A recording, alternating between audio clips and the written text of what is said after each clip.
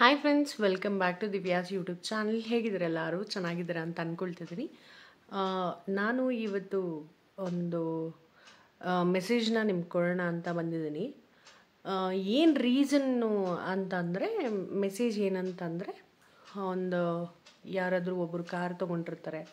ಅದರಲ್ಲಿರುವಂಥ ಒಂದು ಸೀರಿಯಸ್ಲಿ ಒಂದು ಒಳ್ಳೆ ಮೆಸೇಜ್ ಅಂತಲೇ ಹೇಳ್ಬೋದು. ಈಗ ನಾವು ಯಾರಾದರೂ car ತೊಗೊಂಡಿರ್ತೀವಿ, by chance EMI ಕಟ್ಟೋಕ್ಕಾಗಿರಲ್ಲ.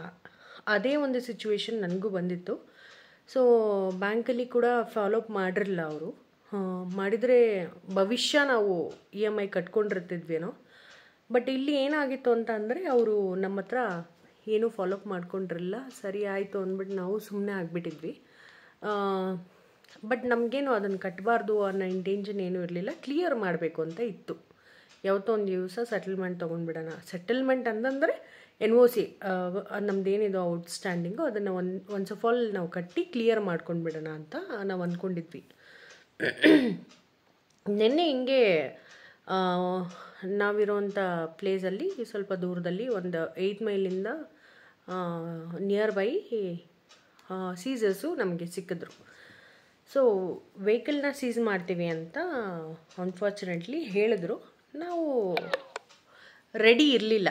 Seize ಮಾಡೋಕ್ಕೆ ಕೊಡೋದಕ್ಕೆ ನಮಗೆ ರೆಡಿ ಇರಲಿಲ್ಲ ನಾವು. ಯಾಕೆಂದರೆ we wanted to get cleared ಅಂತಂದರೆ, ಯಾವುದಾದ್ರೂ ನಮ್ಮಲ್ಲಿ ಯಾವುದೇ ಬಾಕಿ ಇದ್ದರೂ ನಾವು ಕ್ಲಿಯರ್ ಮಾಡ್ಕೊಳಕ್ಕೆ ನಾವು ರೆಡಿ ಇದ್ವಿ. ಸೊ ನಮಗೆ ಏನು ಅವಶ್ಯಕತೆ ಇರಲಿಲ್ಲ ಅವ್ರ ಔಟ್ಸ್ಟ್ಯಾಂಡಿಂಗ್ನ ನಾವು ಇಟ್ಕೋಬೇಕು ಅಂತ. ಏನು ಪಿನ್ ಟು ಪಿನ್ ಇದೆಯೋ ಅದನ್ನು ನಾವು ಕ್ಲಿಯರ್ ಮಾಡ್ಕೊಳಕ್ಕೆ ನಾವು ರೆಡಿ ಇದ್ವಿ. ಸೊ ಅದಕ್ಕೆ ಅವ್ರು ಬಂದಾಗ ಹೇಳಿದ್ರು, ನಾವು ಹಿಂಗೆ ಗಾಡಿ ಸೀಸ್ ಮಾಡ್ಕೊಂಡು ಹೋಗ್ತೀವಿ ಅಂತ. ಗಾಡಿ ಯಾಕೆ ಸೀಸ್ ಮಾಡ್ತೀರಾ? ನಿಮಗೇನು ಕ್ಲಿಯರೆನ್ಸ್ ತಾನೇ ಬೇಕು, ನಾನು ಪೇ ಮಾಡ್ತೀನಿ ಬನ್ನಿ ಅಂತ. ಬಟ್ ಅವರು ಅದಕ್ಕೆ ಸಪೋರ್ಟ್ ಮಾಡ್ಬೋದಿತ್ತು. ಇನ್ಸ್ಟೆಡ್ ಅವ್ರು ಸಪೋರ್ಟ್ ಮಾಡಲಿಲ್ಲ. ಇಲ್ಲ, ನಾವು ಸೀಸೇ ಮಾಡ್ತೀವಿ. ಸೀಸ್ ಯಾಕೆ ಮಾಡ್ತೀರ? ನಾನು ಯಾವುದೇ ಕಾರಣಕ್ಕೂ ನಿಮ್ಮನ್ನು ಸೀಸ್ ಮಾಡೋದಕ್ಕಂತೂ ಬಿಡಲ್ಲ. ಯಾಕೆಂದರೆ ನಂದೇನಿದೆಯೋ ಔಟ್ಸ್ಟ್ಯಾಂಡಿಂಗ್ ನಾನು ಕ್ಲಿಯರ್ ಮಾಡ್ಕೊಳ್ತೀನಿ. EMI ಸಮೇತ ಅಲ್ಲ, EMI ಅಲ್ಲ, ನಾನು ಒನ್ಸ್ ಆಫ್ ಆಲ್ ನಾನು ಕ್ಲಿಯರ್ ಮಾಡ್ಕೊಂಡ್ಬಿಡ್ತೀನಿ ಅಮೌಂಟ್ನ ಅಂತ ನಾನು ಹೇಳಿದೆ. ಬಟ್ ಅವ್ರು ಏನಂತಂದರೆ, ಇಲ್ಲ, ಅವರು ಕೇಳೋಕ್ಕೆ ರೆಡಿ ಇಲ್ಲ. ಯಾವ ಕಾರಣಕ್ಕೂ ಕ್ಲಿಯರೆನ್ಸ್ ಆಗೋದಕ್ಕೆ ಅವರು ಬಿಡ್ತಿಲ್ಲ ನಮ್ಮನ್ನು. ಹೇಗೆ ಅಂತಂದರೆ, ಈವನ್ ಬ್ಯಾಂಕ್ ಅವ್ರ ಹತ್ರನೂ ನಮ್ಮನ್ನು ಮಾತಾಡೋದಕ್ಕೆ ಬಿಡ್ತಿಲ್ಲ. ಆಮೇಲೆ ಬೇರೆ ಯಾರಿಗಾದ್ರೂ ನಾವು ಫ್ರೆಂಡ್ಸ್ಗೆ ಯಾರಿಗಾದ್ರೂ ಕಾಲ್ ಮಾಡಿ ನಾವು ಒಂದು ಸಜೆಷನ್ ತೊಗೊಳ್ಳೋಣ, ಇಲ್ಲ ಒಂದು ಸ್ವಲ್ಪ ಇನ್ಫ್ಲೂಯೆಂಟ್ ಮಾಡಿಸ್ಕೊಳ್ಳೋಣ, ಯಾವುದಕ್ಕೂ ಬಿಡ್ತಿಲ್ಲ. They are just manipulating. ನೀವು ಯಾರಿಗೂ ಕಾಲ್ ಮಾಡಬಾರ್ದು, ಆ ಥರನೇ ಇತ್ತು. ಆಮೇಲೆ ಒನ್ಸ್ ಆಫ್ ಆಲ್ ನಾನು ಹೇಳಿದೆ, ನಾನು ರೈಟ್ ಅವೇ ನಾನು ಕ್ಲಿಯರ್ ಮಾಡ್ತೀವಿ. ಏನು ನಮಗೇನು ಪೆಂಡಿಂಗ್ ಬೇಡ. ಟ್ರಾನ್ಸ್ಫರ್ ಮಾಡಬೇಕಾ? ಟ್ರಾನ್ಸ್ಫರ್ ಮಾಡ್ತೀವಿ. ಆಮೇಲೆ ಯಾರಿಗೋ ಕಾಲ್ ಮಾಡಿ ಕೊಟ್ಟರು ಅವರು, ನೀವು ನಿಯರ್ ಬೈ ಯಾವುದಾದ್ರೂ ATM ಅಲ್ಲಿ ನೀವು ಯೂನಿಯನ್ ಬ್ಯಾಂಕ್ ನಾನು ತೊಗೊಂಡಿದ್ದು, ಯೂನಿಯನ್ ಬ್ಯಾಂಕಲ್ಲಿ ನೀವು ಕ್ಲಿಯರ್ ಮಾಡ್ಕೊಳ್ಳಿ, ಅಲ್ಲೇ ನಿಯರ್ ಬೈ ಅಂತ ಹೇಳಿದ್ರು. ಸರಿ ಆಯಿತು, ಅದಕ್ಕೆ ನಮ್ಗೆ ಓಕೆ ಇತ್ತು. ಬಟ್ ಅವ್ರಿಗೆ ಏನಂತಂದರೆ, ಅವರು ಯಾರೋ ಬೇರೆಯವ್ರ ಹತ್ರ ಅವರು ಮಾತಾಡಿಸಿದ್ರು. ಆಮೇಲೆ ಏನೇನೋ ಮ್ಯಾನಿಪ್ಯುಲೇಷನ್ ಸ್ಟಾರ್ಟ್ ಮಾಡಿಕೊಂಡ್ರು. ಸೊ ನಮ್ಗೆ ಐಡಿಯಾನೇ ಇಲ್ಲ ಏನಕ್ಕೆ ಹಿಂಗೆ ಆಗ್ತಿದೆನೋ. ಅವರು ಪ್ರಾಸ್ಪೆಕ್ಟಿವ್ ಆಫ್ ಸ್ಕ್ರಿಪ್ಟ್ ಒಂಥರ ಬೇರೆ ಥರನೇ ಇತ್ತು. ನಮ್ಗೆ ಅರ್ಥ ಆಗಿಲ್ಲ. ಸಡನ್ನಾಗಿ ನಾವೇನು ಮಾಡಿದ್ವಿ, ಅವರು ಡಿಮ್ಯಾಂಡ್ ಮಾಡೋಕ್ಕೆ ಸ್ಟಾರ್ಟ್ ಮಾಡಿದ್ರು. ನೋಡಿ ಮೇಡಮ್, ನಾವು ಗಾಡಿ ಬಿಡ್ತೀವಿ, ಸೀಸಿಂಗ್ ಚಾರ್ಜಸ್ ನಿಮಗೆ 22,000 ಬರುತ್ತೆ. ಬ್ಯಾಂಕಲ್ಲಿ ನಮಗೆ ಚಾರ್ಜ್ ಮಾಡುವಂಥ ಸೀಸಿಂಗ್ ಅಮೌಂಟ್ ಬಂದು 8,000 ಇರುತ್ತಂತೆ. ಅದನ್ನು ನಾವು ಬ್ಯಾಂಕ್ಗೆ ಹೋದ್ಮೇಲೆ ನಾವು ತಿಳ್ಕೊಂಡ್ವಿ, 8,000 ಸೀಸಿಂಗ್ ಚಾರ್ಜಸ್. ಇನ್ ಕೇಸ್ ಏನಾದರೂ ಅವ್ರ ಗಾಡಿನ ಸೀಸ್ ಮಾಡ್ಕೊಂಡು ಹೋಗಿ ನಾವು ರಿಲೀಸ್ ಮಾಡ್ಕೊಳ್ಳೋವಾಗ 8,000 ನಾವು ಪೇ ಮಾಡಿ ನಾವು ಕ್ಲಿಯರೆನ್ಸ್ ತೊಗೋಬೇಕು. ಬಟ್ ಯಾವುದೇ ಕಾರಣಕ್ಕೂ ಕಸ್ಟಮರ್ ಹತ್ರ ಅವ್ರು ತೊಗೊಳ್ಳೋಂಗಿಲ್ಲ. ಸೀಸಿಂಗ್ ಅಂತ ಮಾಡಿ ಅವ್ರು ಏನಾದರೂ ಕಾರ್ನ ಅಲ್ಲಿಗೆ ತೊಗೊಂಡು ಹೋದಾಗ ಮಾತ್ರ ಅವರು ಸೀಸಿಂಗ್ ಚಾರ್ಜಸ್ ಅಂತ ಅಪ್ಲಿಕೇಶನ್ ನಮ್ಗೆ ಕೊಡಬೇಕೇ ಹೊರತು, ಅದು ಅವರು ಇನ್ವಾಯ್ಸ್ ರೈಸ್ ಮಾಡಿ ಬ್ಯಾಂಕಿಗೆ ಕೊಟ್ಟು ಆವಾಗ ಈ ಪ್ರೋಸೆಸ್ ನಡೆಯುತ್ತೆ. ಬಟ್ ಇಲ್ಲಿ ಏನಾಯಿತು ಅಂತಂದರೆ, ಅವರು ಆ ಪ್ರೋಸೆಸ್ ಎಲ್ಲ ಎಂತ ಮಾಡಿಲ್ಲ. ಜಸ್ಟು ಒಂದು 3 ಜನ ಇದ್ದರು.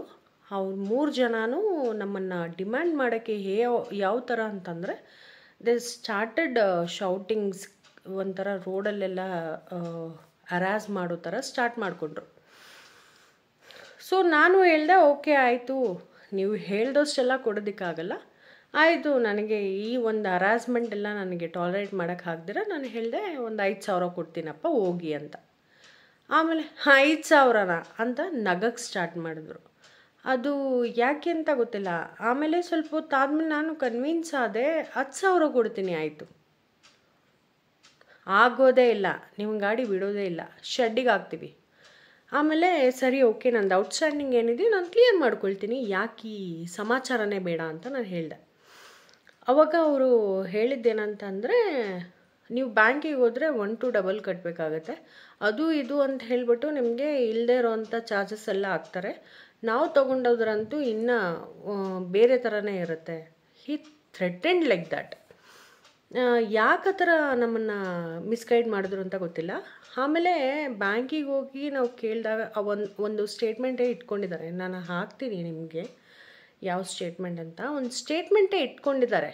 ಆ ಸ್ಟೇಟ್ಮೆಂಟಲ್ಲಿ ಅವ್ರು ಮೆನ್ಷನ್ ಮಾಡ್ತಿರೋದು ಸಮ್ ಅಮೌಂಟ್ ಇರುತ್ತೆ, ಬಟ್ ಅವ್ರು ಏನು ಹೇಳ್ತಿರೋದು ಅಂದರೆ 1-2 ಹೇಳ್ತಿದ್ದಾರೆ, ನೀವು ಅಷ್ಟು ಪೇ ಮಾಡಬೇಕು ಅಂತ. ಸೊ ನನಗೆ ಅರ್ಥ ಆಗಿಲ್ಲ ಯಾಕಷ್ಟು ಹೇಳ್ತಿದ್ದಾರೆ ಅಂತಲೂ ನನಗೆ ಅರ್ಥ ಆಗಿಲ್ಲ. ಆಮೇಲೆ ನಮಗೆ ಅಷ್ಟು ಇದು ಬೇಡ, ರೋಡಲ್ಲೆಲ್ಲ ಬೇಡ ಅಂತ ಅಂದ್ಬಿಟ್ಟು ನಾವು ಅಂದ್ಕೊಂಡ್ವಿ ಇದನ್ನು ATM ಅಲ್ಲಿ ಡ್ರಾ ಮಾಡಿ ನಾವು ದುಡ್ಡು ಕೊಟ್ಬಿಡೋಣ. ಯಾಕೆಂದರೆ ಅವ್ರು ಗೂಗಲ್ ಪೇ, ಫೋನ್ಪೇ ನಾವೇನು ಅಕ್ಸೆಪ್ಟ್ ಮಾಡ್ಕೊಳ್ಳಲ್ಲ ಅಂತ ಹೇಳ್ತಿದ್ರು. ಸೊ ಆಮೇಲೆ ಇದನ್ನು ದುಡ್ಡು ತೊಗೊಂಡಿದ್ದೆಲ್ಲ ನೀವು ಯಾರಿಗೂ ಹೇಳೋಂಗಿಲ್ಲ ಅಂತ ಆ ಥರ ಹೇಳುವಾಗ ನಾವೇನು ಮಾಡಿದ್ವಿ, ನಮ್ಮ ಹುಡುಗ ನನ್ನ ಜೊತೆ ಇದ್ದಿದ್ದು ಒಬ್ಬ ನನ್ನ ಬ್ರದರು ವಿಡಿಯೋ ಮಾಡೋದಕ್ಕೆ ಸ್ಟಾರ್ಟ್ ಮಾಡ್ದೆ. ಯಾಕೆಂದರೆ ನಮಗೊಂದು ಪ್ರೂಫ್ ಬೇಕು, ನಾವು ಕೊಟ್ಟಿರ್ತೀವಿ ಇಲ್ಲ ಅಂತ ಹೇಳೋದಕ್ಕೆ ಒಂದು ಪ್ರೂಫ್ ಬೇಕು ಅಂತ ಅಂದ್ಬಿಟ್ಟು ಒಂದು ವಿಡಿಯೋನ ಕೂಡ ರೆಕಾರ್ಡಿಂಗ್ ಮಾಡೋದಕ್ಕೆ ಸ್ಟಾರ್ಟ್ ಮಾಡ್ದೆ. ಬಟ್ ಅವ್ರು ಏನಂತಂದರೆ, ದುಡ್ಡೆಲ್ಲ ಈಸ್ಕೊಂಡಾದಮೇಲೆ ಅವ್ರದ್ದೆಲ್ಲ ಕ್ಲಿಯರೆನ್ಸ್ ಆದಮೇಲೆ ಅವ್ರು ಯಾರೋ ಒಬ್ಬರು ನೋಡಿದ್ದಾರೆ. 3 ಜನ ಇರೋದ್ರಿಂದ ನಮಗೆ 6 ಕಣ್ಣಿದೆ ಅಂತ ಹೇಳಿದ್ರು. 6 ಕಣ್ಣಲ್ಲಿ ನಾವು ನೋಡ್ಕೋತೀವಿ, ಆ ವಿಡಿಯೋ ಡೆಲೀಟ್ ಆಗಬೇಕು ಅಂತ. ವಿಡಿಯೋನ ಯಾವ ಥರ ಅಂದರೆ ರೌಡಿಸಮ್ ಮಾಡಿ ಡೆಲೀಟ್ ಮಾಡಿಸಿದ್ರು ಅಂತಂದರೆ, it is a thing like that. ಒಂದು ಸ್ವಲ್ಪ ಕ್ರೂಯಲ್ಲಾಗಿ ಹಾಡಿದ್ರು ಅವರು.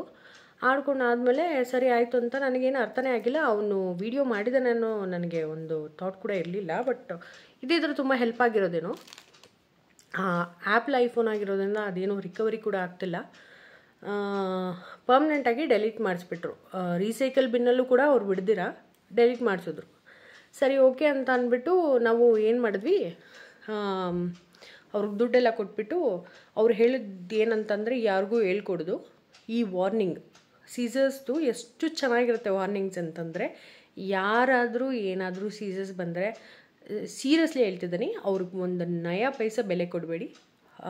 ಏನಾದರೂ ಇದ್ದರೆ ಬ್ರ್ಯಾಂಚಿಗೆ ಹೋಗಿ ನೀವು ತೊಗೊಂಡಂಥ ಸಾಲ ಏನಿದೆಯೋ ಅವ್ರ ಹತ್ರ ಡಿಸ್ಕಸ್ ಮಾಡಿ ನೀವು ಮಾತಾಡಿಕೊಂಡು ಮಾಡ್ಕೊಳ್ಳಿ ಹೊರತು ನಯ ಪೈಸೆ ಬೆಲೆ ಕೊಡಬೇಡಿ. ಅಂಥ ಲೋಫರ್ಸ್ ಇರ್ತಾರೆ ಅವರು.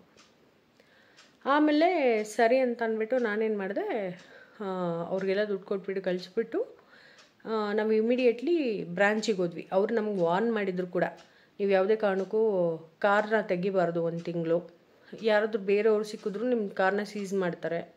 20,000 ಅವ್ರು ತೊಗೊಂಡು ಕೂಡ ನಾವು ಔಟ್ಸೈಡ್ ಗಾಡಿ ತೆಗಿಬಾರ್ದು. ಆಮೇಲೆ ಬ್ಯಾಂಕ್ ಹತ್ರ ನಾವು ಹೋಗಬಾರ್ದು, ಬ್ರಾಂಚ್ ಹತ್ರ ಹೋಗಬಾರ್ದು 1 ತಿಂಗಳು, ಅದೆಲ್ಲ ಮರೆಯೋವರೆಗೂ ನೀವು ಹೋಗ್ಕೊಡ್ದು ಅಂತ ಅಂದ್ಬಿಟ್ಟು. ಆಯ್ತಾಯಿತು ಅಂತ ಹೇಳಿಬಿಟ್ಟು ನಾವು ಅಲ್ಲಿಂದ ಸೀದಾ ಬ್ರಾಂಚಿಗೆ ಹೋದ್ವಿ. ಬ್ರಾಂಚಿಗೆ ಹೋಗಿ ಕೇಳಿದ್ವಿ ನಾವು, ನಮ್ಗೆ ಗೊತ್ತಿರೋರನ್ನ ಕರ್ಕೊಂಡು ಹೋಗ್ಬಿಟ್ಟು ಡಿಸ್ಕಷನ್ ಕೂಡ ನಾವು ಬೇರೆಯವ್ರ ಹತ್ರ ಒಬ್ಬರ ಹತ್ರ ಮಾಡಿಕೊಂಡು ಹೆಲ್ಪನ್ನ ಸ್ವಲ್ಪ ತೊಗೊಂಡು. ಯಾಕೆಂದರೆ ಬ್ಯಾಂಕ್ ಸೆಕ್ಟರ್ಸಲ್ಲಿ ನಮಗೇನು ಅಷ್ಟು ಸರಿಯಾಗಿ ಏನಾದರೂ ಗೊತ್ತಿಲ್ಲದೆ ಇದ್ದರೂ ಗೊತ್ತಿರೋರನ್ನೇ ಏನಾದರೂ ಕರ್ಕೊಂಡು ಹೋದರೆ ಸೊ ನಮ್ಮ ಕಮ್ಯುನಿಕೇಷನ್ ಈಸಿ ಆಗುತ್ತಂತ ಇನ್ನೊಬ್ಬನ ಕರ್ಕೊಂಡು ಹೋಗಿದ್ವಿ. They would have asked some questions also. ಒಂದು ರೈಟ್ ಪಾಯಿಂಟ್ಸ್ ಹಾಕಿ ಕೇಳಿದ್ರು ಅವರು, ಯಾಕೆ ಈ ಥರ ಮಾಡಿದ್ರಿ, ಏನಕ್ಕೆ ಸೀಸಸ್ನ ಕಳಿಸಿದ್ಮೇಲೆ ಅವರು ಯಾಕೆ ಅವ್ರ ಹತ್ರನೇ ನಮ್ಮ ಗಾಡಿ ಕೀ ಕೂಡ ಇತ್ತು, ಸೀಸ್ ಮಾಡಿರಲಿಲ್ಲ, ದುಡ್ಡು ತೊಗೊಂಡು ಹೋಗಿದ್ದಾರೆ ಅಂತ. ಬ್ಯಾಂಕರ್ಸ್ ಏನಂತ ಅಂದರೆ, ಯೂನಿಯನ್ ಬ್ಯಾಂಕಲ್ಲಿ ಇರುವಂಥ ಮ್ಯಾನೇಜರು ಮತ್ತು ಅವರ ಅಸಿಸ್ಟೆಂಟ್ಸು ಅವ್ರು ಒಪ್ಕೊಳ್ಳೋಕ್ಕೆ ರೆಡಿ ಇಲ್ಲ. ಅವ್ರೇನಂದರೆ ಆ ಥರ ಎಲ್ಲ ಮಾಡಲ್ಲ, ತಗೊಳ್ಳೋದೇ ಇಲ್ಲ. ಸೊ ಆವಾಗ ನಾನು ಹೇಳಿದೆ, ನೀವು ಹೆಲ್ಪ್ ಮಾಡ್ತಿದ್ದೀರಾ ಅವ್ರಿಗೆ ಅಂತ.